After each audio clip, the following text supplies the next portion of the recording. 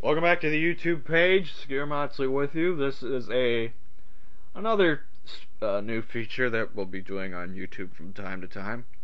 It is a special Critic-At-Large video where I'll be talking about anything that's worth comment in the world: politics, entertainment, DVD reviews, so on and so forth, television reviews, and basically milestone episode reviews, for which this first one is going to be about. I'm going to talk about the 1000th episode of The Late Late Show with Craig Ferguson.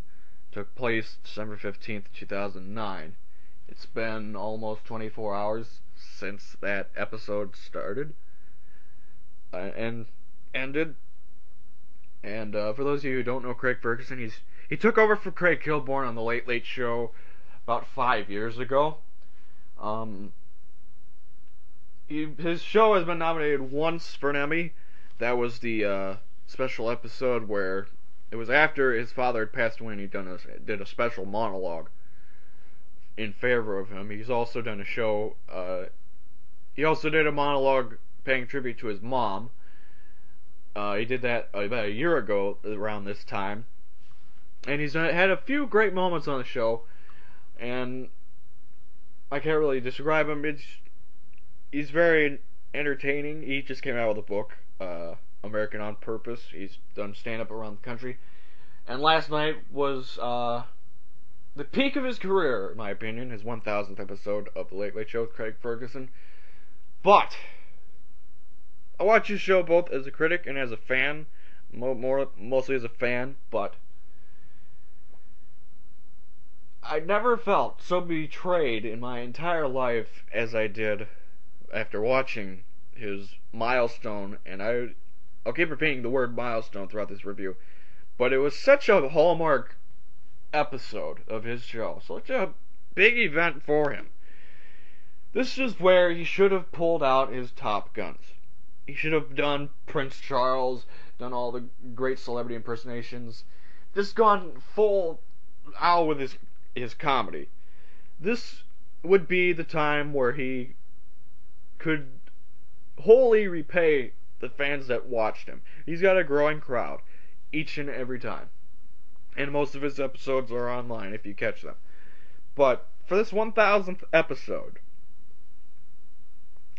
he pretty much turned it into a puppet and marionette act. They kicked off the show with the puppets, and also with a little song and dance routine that they haven't done in a few weeks on The Late Late Show. They had a bunch of girls come out and dance to probably one of the most annoying country songs I've ever heard, Honky Tonk Badonka Donk. And I guess it was great. I mean, just kick off any Broadway show, you kick things off with a huge song and dance routine just to get the crowd warmed up, and it did that. But afterwards, they had their most famous puppet on that show that they would normally use for openings, Wavy, come out and say that he was going to host the entire show. I'm a fan of the puppets on the show, but I think this was just, none of them had ever had a chance. Wavy's done some interviews. I mean, they've all seemed to do at least one segment during the show sometime, but mainly for openings. But this was very displeasuring to me. This did not have that feel of a milestone episode of Craig Ferguson's show, and he jokes about his show being crap most of the time, but this really did hit the heart. This kind of was a crappy show. They did do some sketches. Their guests were for their interview. Their guests, there was Jason Schwartzman, Maria Bello, Kristen Bell. What are the celebrities? They did a few skits, which I expected them to do, but not only was Wavy involved, they had Aquaman and Sean Connery Holiday Moment, which were the two sketches that they usually do, that Craig usually does. But instead of Aquaman, they used a shark puppet, and for Sean Connery Holiday Moment, they used some other random animal. It was just, it was unpredictable, but it was just not understandable. This should have been treated much better.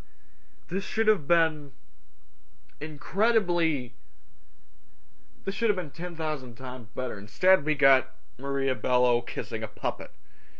Now, I don't hate the puppets. They're usually good for the beginnings of the shows, to pull the audience in.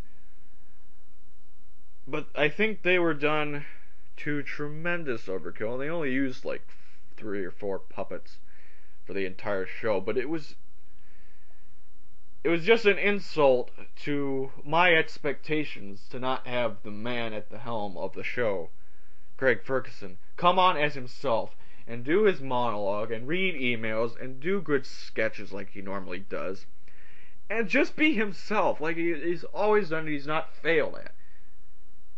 He did make one appearance in the end as dressing up as Prince Charles, but he was pretty much puppeteering Wavy all night during the interviews.